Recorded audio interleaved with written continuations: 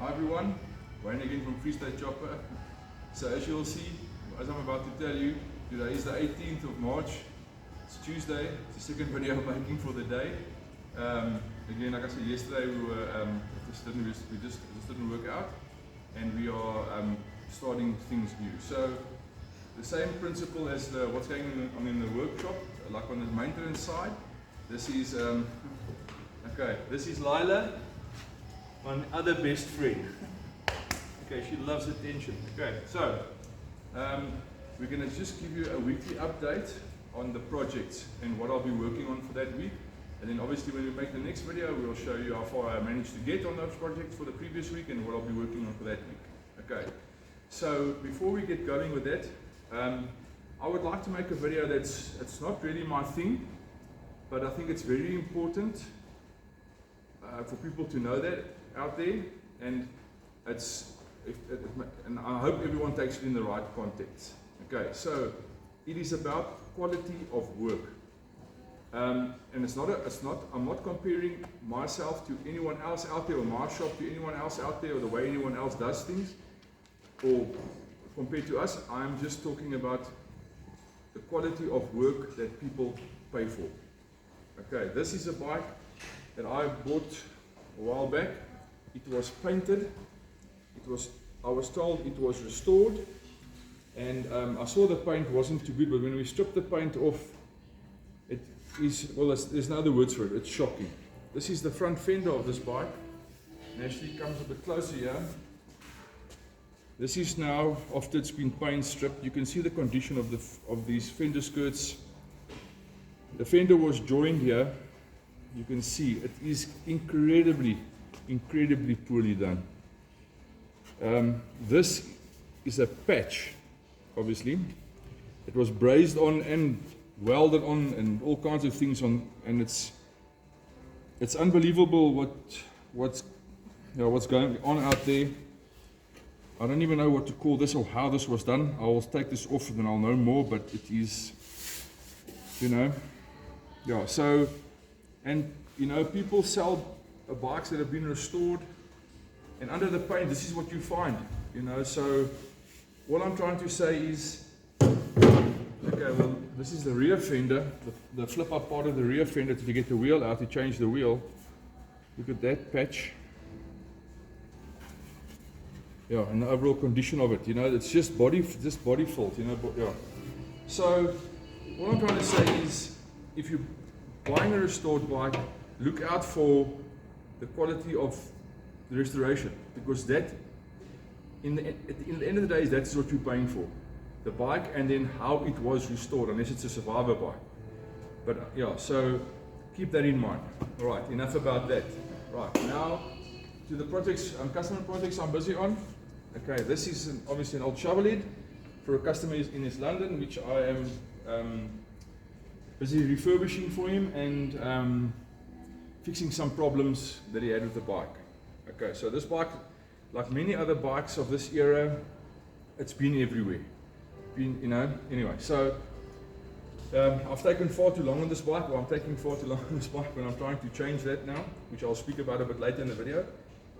So what it's come, I've changed it now back to a chain drive. Gotten rid of, because it was converted to a belt drive, but extremely poorly and sketchy.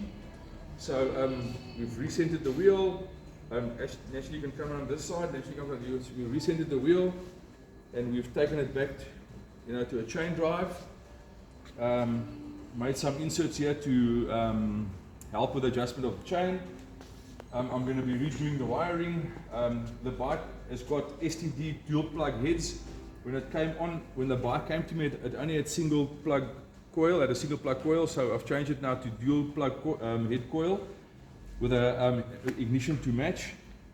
So yes, and I've fitted another tank to it, a peanut style tank, other handlebars, so all this must still be done.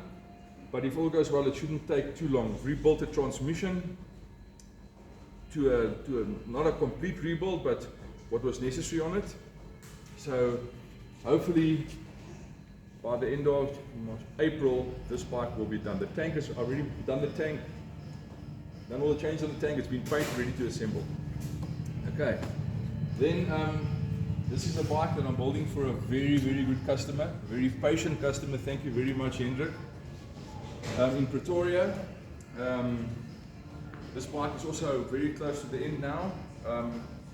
My next session on this bike, which will hopefully be next week, will be doing the complete harness on it. I'll be rewiring the whole bike from front to back, completely new harness, and then start it, which we are all very excited about, especially the owner Hendrik, to hear what it will sound like. So it's a Honda CX500 with a handmade fender, handmade tailpiece, handmade exhaust, tank, highly modified tank underneath on the top, modified swing arm, converted to a mono shock, a lot of things, rear sets, handmade rear sets, and all that kind of thing. So Yamaha R6 front end. We have these, we're agents for these Speed Hut instruments. So this one they custom make them for us. It's a big tacho with a small speedo. Very, very cool, very, very high quality. And then so we will keep you updated with that. And hopefully by the end of this month, first week in next month, we'll have this bike running. Alright, and then on to our last project, which I'll be fiddling with this week.